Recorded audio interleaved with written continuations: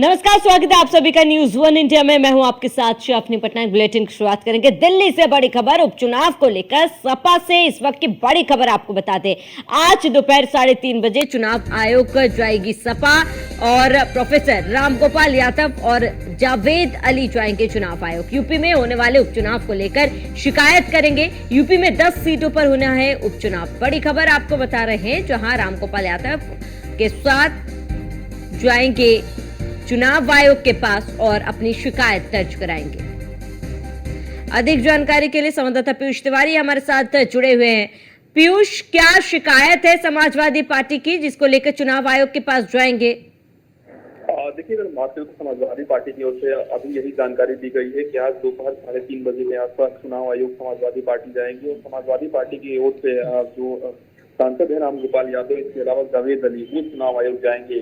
क्योंकि तमाम जगहों पे उपचुनाव भी होने वाले हैं, तो संभवतः इसको लेकर ही कहीं न कहीं समाजवादी पार्टी चुनाव आयोग जा रही है और इससे संबंधित कुछ विषय हो सकता है। हालांकि समाजवादी पार्टी की ओर से ये कहा गया है कि जब चुनाव आयोग से यानी कि चुनाव आयोग में संबंधित अधिकारियों से मुलाकात हो जाएगी, उसके बाद कहीं न कहीं जब मीडिया को ब्रीफ करेंगे, संभवतः चाहे रामगोपाल यादव को या जावेद अली को, तब जानकारी दी जाएगी कि किस वजह से ये मुलाकात हुई है या यूं कहें कि किस वजह से चुनाव आयोग ये नेता पहुंचे हुए थे।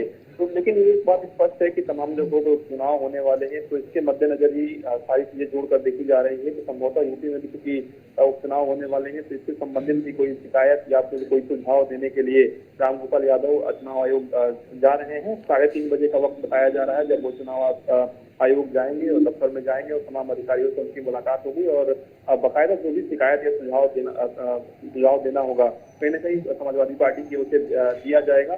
तो निश्चित रूप से अन्य विषयों पर भी चर्चा हो सकती है चुनाव से संबंधित। तो कहीं न कहीं 3:30 बजे के आसपास चुनाव आयोग समाजवादी पार्टी जा रही है। बिल्कुल पीयूष, क्योंकि देखिए उपचुनाव की तारीखों को लेकर भी कुछ विवाद हो रहा है कि अब तक उपचुनाव की तारीखों का ऐलान क्यों नहीं किया गया। क्या लगता है कि क्या ये भी शिकायत का हिस्सा हो सकता है? देखिए, अगर हम बात करें तो हाल ही में जबकि चुनाव आयोग की ओर से बाकायदा जब प्रेस कॉन्फ्रेंस की गई थी, तो आपने देखा कि जो मुख्य चुनाव आयुक्त थे, उन्होंने सीधे तौर पे ये कहा था कि उपचुनाव जो है वो एक साथ सभी राज्यों के उपचुनाव कराए जाएंगे। इसके अलावा उन्होंने ये भी जानकारी दी थी कि कई राज्यों में जो वेदर की कंडीशन है वो ठीक नहीं है और कहीं न कहीं चुनाव आयोग इस पर नजर बनाए हुए हैं और जैसे स्थितियां ठीक होती हैं इसको लेकर घोषणा की जाएगी।